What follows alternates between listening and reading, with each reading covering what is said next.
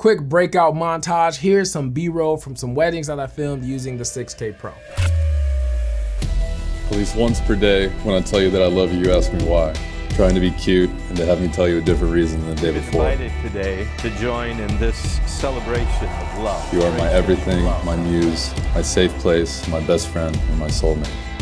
Looking back before I met you, I would wonder what it would be like, and you are everything I dreamt of and so much more.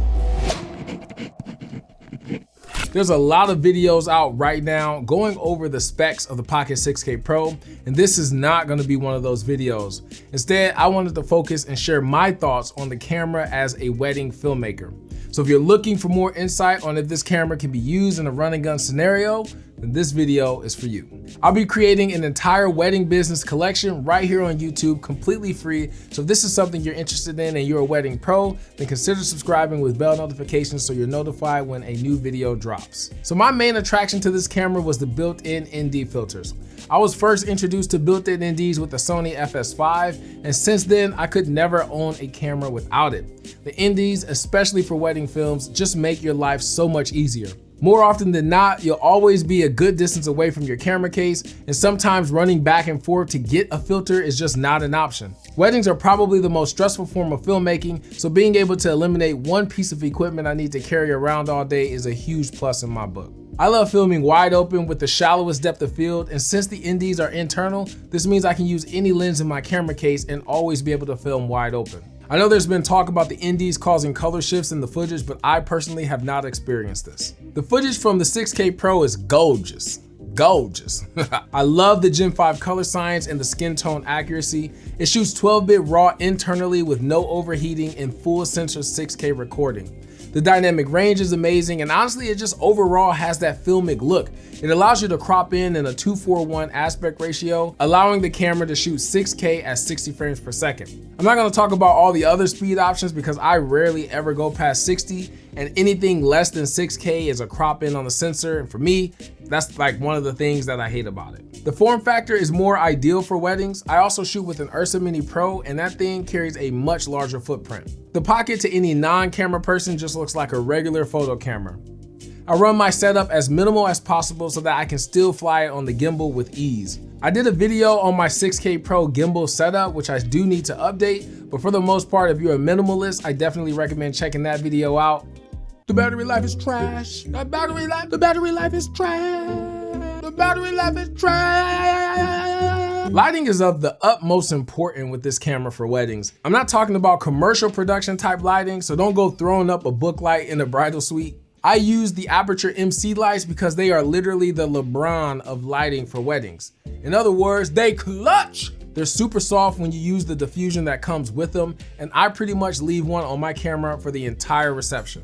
It's always nice when you have a DJ who brings some dope reception lighting too. It always helps to keep the noise out of your shadows. I also use 2 Godox VL lights in opposite corners of my dance floor to help add rim light and a key light for whoever I'm filming. If you decide to do this, I would definitely recommend you brief your clients beforehand.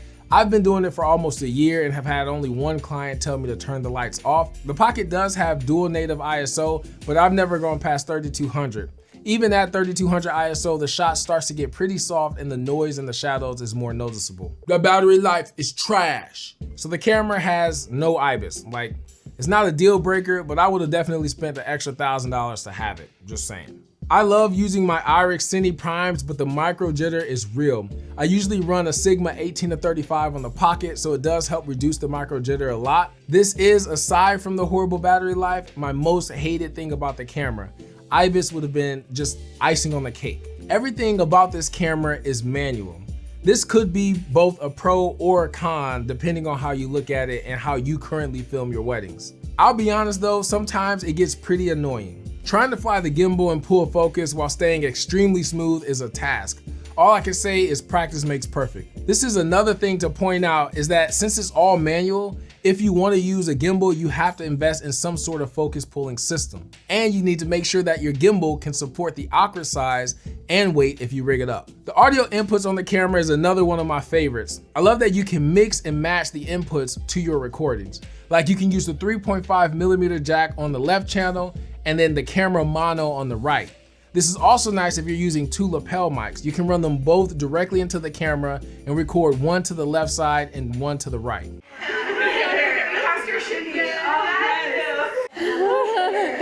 shimmy. Yeah. Oh, yes. So storage is probably the one con of the camera. No matter how you look at it, nobody wants to walk away from a wedding with a terabyte plus of wedding footage. You basically have to shoot 6K to have full sensor readout. Every other form is a slight crop. This being said, be prepared to invest in a solid storage solution. I record to Samsung 1TB T5 SSDs, but it always worries me to have that little cable hanging off the side. You need a fast drive for recording in 6K, and these are the best bang for your buck. I average about 2 terabytes per wedding. 2 terabytes. It's not just shooting the media though. You need a drive that's fast enough to read it while you're editing the media.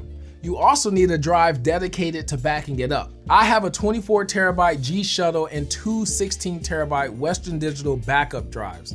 I also have an 8 terabyte Samsung SSD installed on the computer. Storage, I'm telling you, you're gonna need it. You're gonna need it. It's a beast. It's a beast. After saying all this, the question remains, should you buy this camera for weddings? I would say yes, but at the same time, I'd also say no. I love BRAW, 12-bit color depth, and having built-in NDs. A huge perk of the codec is how easy it is to work with in post, and the flexibility, and the fact that I can shoot it all in camera. But if you don't really care about BRAW, then I would say no to this camera. There are so many other cameras out there that would do a phenomenal job and still offer great specs, but for $2,500, you can't beat this one. The price is really what draws you to it.